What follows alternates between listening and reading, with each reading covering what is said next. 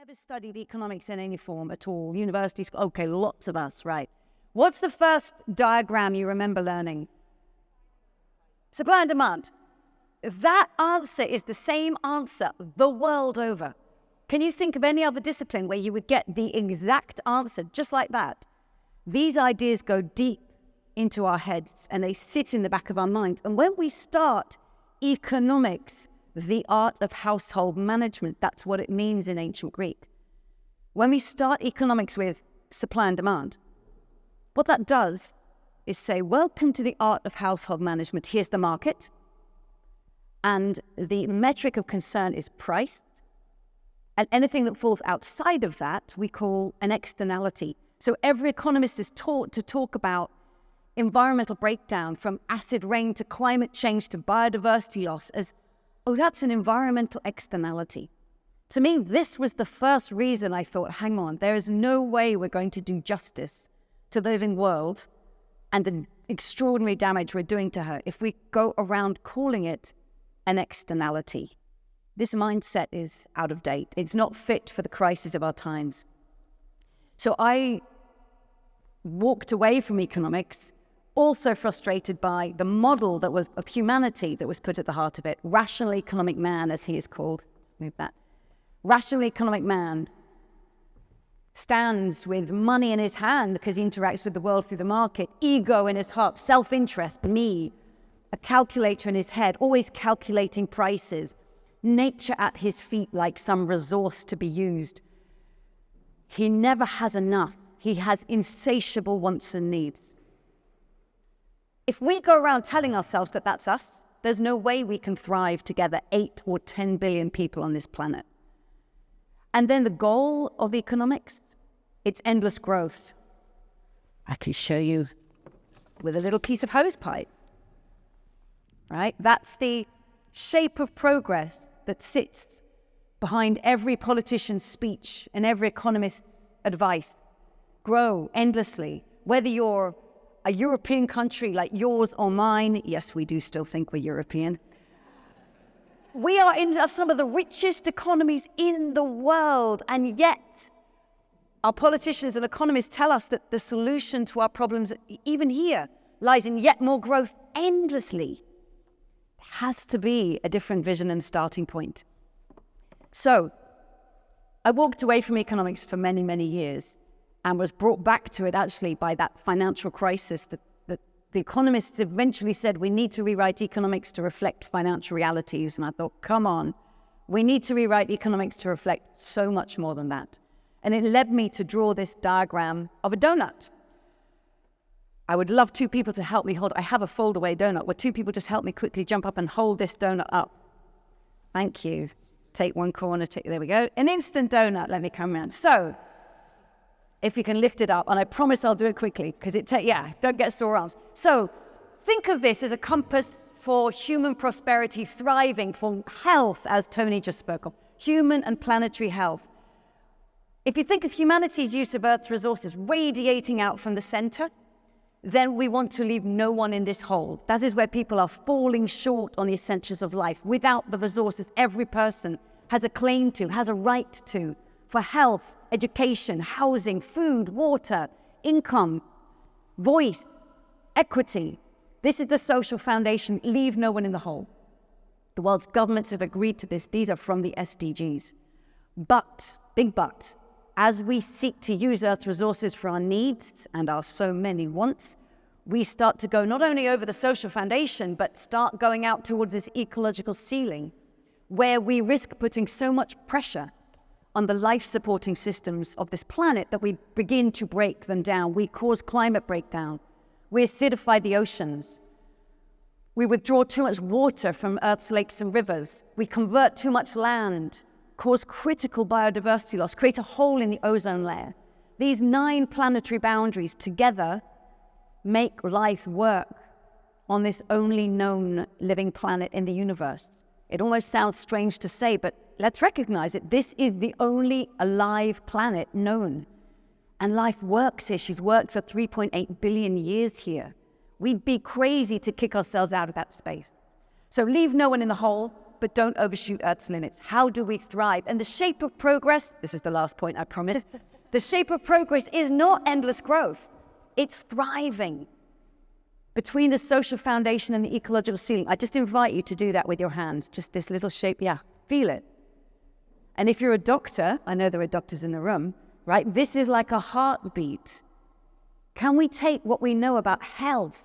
It lies in balance. That's what means we're healthy. Take it from the human body to the planetary body. So what would it mean to get into the donut? Thank you very much. A round of applause for the donut workers. Thank you. Thank you. So, if that becomes the goal, and if we take that as a compass, imagine if every economics course, whether it's in high school or university, began with that image. This is a goal. Meet the needs of all people within the means of the planet. And now here comes the question, what kind of economic mindset would give us even half a chance of getting there? Well, to me now, this is the kind of economics degree I do want to do. I do want to be part of, because that's a fascinating question. Where do we begin? I'm going to begin by saying, let's recognize that the economy is a subsystem of society. It is a social construct. We invent our economies. The good news is we can reinvent them and remake them. And our societies are part of the living world, all other living beings in which we are in a web of life together. So we've got economy and society in the living world, and our economies need to be designed to be aligned with how this planet works.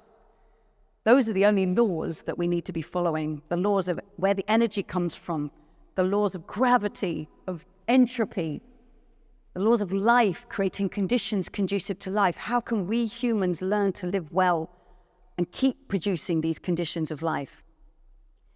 Let's also look again at the models of ourselves. We are not selfish, competitive, mean-spirited individuals. We can be that, especially if you think you're stepping into a space. If someone tells you everybody's here is out for themselves, that's who's going to show up. We don't want to be the mug. But if we realize we are in a pro-social society and a community where we have agreed norms and agreed ways of behaving, we can be that pro-social person ourselves. We can reciprocate, we can share. And that's the side of human nature we need to nurture in the design of our economies. Let's remember that economics may start with the market, and actually the 20th century economic story got so caught up in that battle between the market and the state, right? Like an ideological boxing match. Are you free market, laissez-faire capitalist or a state-loving socialist? And there's no space between. And in that boxing match, we lost sight of two other fundamental ways we provision for our needs and wants. The household, where we all begin every day, as a parent, as a partner, as a child, as a carer. The cooking, washing, cleaning, sweeping, raising the kids and doing it all again tomorrow, that essential work of care that makes all life work and worth living. But also the commons, where we come together as a community and co-create things we value, like a network, like the Doughnut Economics Network. This is a commons. People contribute, we volunteer, we steward. And so many of the things that actually matter in life are produced through the household care and the commons. So we need economies that enable the market and the state and the household and the commons to provide and work well together. And then we need to transform the dynamics of our economies. We've inherited handy hosepipe. We've inherited linear industrial economies. The degenerative design where we take us materials, stick them in the pipe of production, make things we want, use it often only once, throw away, and then throw the waste out the end. And this linear pipe, this is what pushes us over planetary boundaries, taking again and again from Earth's sources, pushing materials again and again into our sinks and pollutes. We have to bend this linear system into a circular, a cyclical economy where resources aren't used up. They're used again and again, far more carefully, more collectively, more creatively, more slowly, so that we repair and reuse and retrofit and never throw away. There is no away. So from degenerative to regenerative, and this is in our industries, it's in our agriculture, it's in how we use all materials, our transport systems, our energy systems. Can we draw the materials from the sun and use real-time energy? Because it takes a lot of energy to send materials around these loops. And by the way, a circular economy creates jobs locally. It brings people back to care for the materials that we have and that we use and reuse. So from degenerative to regenerative, one of the major dynamics I think we really need to transform. We've also inherited divisive economies that tend to capture value and opportunity in the hands of a few. And we see the rise of a global 1%. Did you know over the last decade, the number of billionaires globally has more than doubled from around 1,000 billionaires to over 2,000 billionaires. But we also see these inequalities opening up within societies as well. There's absolutely no way that humanity can thrive in the donut with the scales of inequality that exist today in the world. It's not feasible. We need to move from a divisive economic design to a distributive one. So the resources are shared far more equitably with everybody who co-creates them. How can we create distributive designs in the design of our cities and our urban infrastructures, in the ownership of housing, in the ownership of business, in access to health, in access to education, finance, in voice in society? What does it mean for an economy to actually be distributive by design of value and opportunity? And I say this coming from the UK, which is one of the most unequal countries in Europe. Can we now turn our situation around and create a far more equitable society? So we need to go from, will it stand? From a degenerative economy to a regenerative one, but also from a divisive economy to a distributive one. For me, these are the major dynamics that we should be looking at, tracking, that I would love to hear politicians talking about, how this economy is becoming regenerative, how it's becoming more distributive.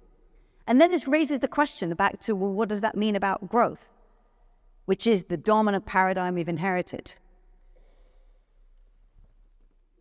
Let's remember that growth, as in a human body, as in any living system, it's a wonderful, healthy phase of life. We love to see things grow. We know they're alive. But in nature, nothing grows forever. It won't succeed if it tries to grow forever. It will destroy itself or the system on which it depends. In our own bodies, we call that cancer. In nature, things that last and thrive don't just try to grow forever. They grow up. They do an S shape. They go through a growth phase and then they mature. In the human body, in a plant, in all living systems. So can we take nature's design that works, that survives and thrives? Can we take that design into our economies? To me, this is the existential economic question of the century, because we have designed economies that are currently locked in to endless growth. I think it was fueled by 100 years of cheap fossil fuels. It made growth just seem normal. It just kept on coming. And now we're switching energy systems. We need to really deeply think again. Can we move beyond growth dependency? Because we've inherited economies that need to grow, whether or not they make us thrive. And what we need are economies that make us thrive, whether or not they grow. Just as Tony was saying, putting health, human and planetary health at the heart and designing an economy in service to that and not the other way around. So that is a whirlwind tour of the ideas at the heart of Doughnut Economics. I wrote this book from the mindset of somebody who was frustrated about economic teaching. It was the book I wanted to have read myself when I was a student. So I was primarily addressing economic students. But the incredible thing that happened when it came out in 2017 was the range and number of people who said, I love these ideas and I'm putting it into practice. First, it was the teachers got in touch on Twitter. I'm teaching this on day one of my geography class or my economics class because it's not on the syllabus, but this is what the students should be learning. Community organizers, like here in Iden, this was the first place Roisin put a a message up on our platform saying who in Ireland would like to get together and talk about these ideas. And this organization triggered one in Brazil and all over the world. City councillors started getting in touch with me. Could we do this in our city? What would it mean to aim to live in the donut in a city? Does that make sense? Could you do that? How would it change the way we make decisions, allocate budgets, work with our residents as citizens? Businesses started getting in touch. Can we be a company that has the donut at its heart? Some companies got in touch. This looks like my logo. This is why we exist. So we set up Doughnut Economics Action Lab precisely to work with all these incredible practitioners and architects, designers, health professionals, people running festivals, in tourism, in fashion, in so many different sectors. What we're learning is that there are change makers everywhere.